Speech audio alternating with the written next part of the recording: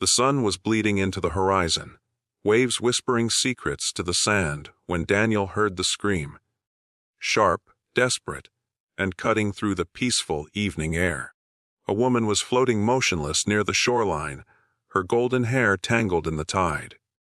Without a second thought, Daniel, a single father of a 7-year-old girl, sprinted toward the water. The beach crowd froze, phones out, but no one moved. He didn't care who she was or what had happened. He only saw a life slipping away. He pulled her onto the sand, started CPR, his hands shaking but steady. 1 compression, 2, 3. "Come on, breathe!" he shouted, the fear in his voice raw and real. Then suddenly, a gasp. Her chest rose. She coughed out seawater. Eyes flickering open, meeting his. For a moment, the world stopped. Only the two of them existed, soaked in sunset light.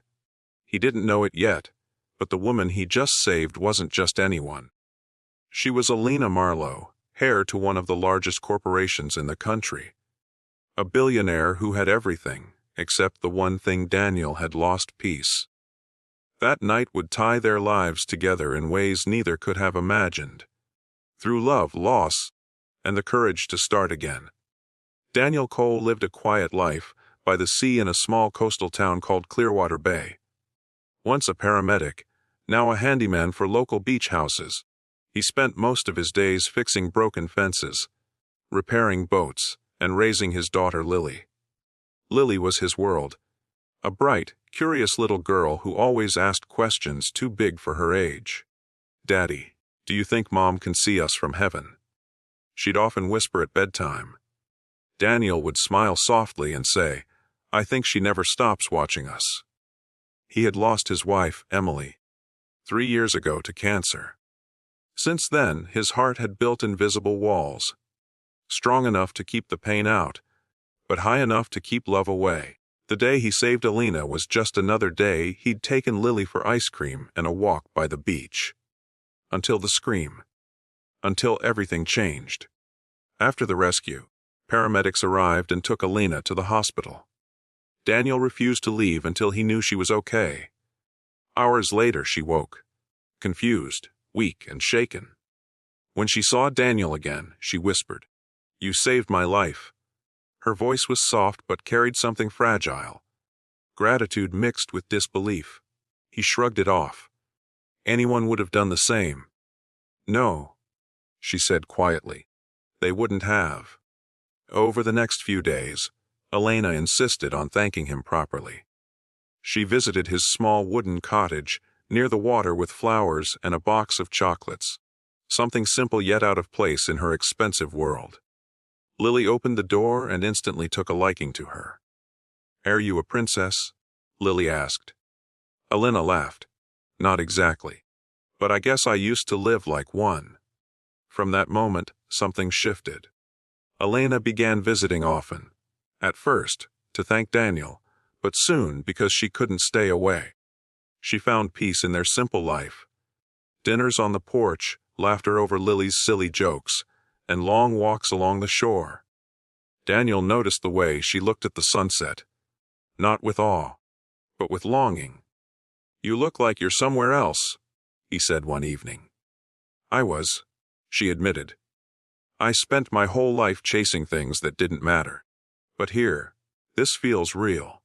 He didn't know her world. The business meetings, the private jets, the headlines calling her the Iron Lady of Finance. To him, she was just Alina, kind, curious, and full of mystery. And slowly, without meaning to, they began falling for each other.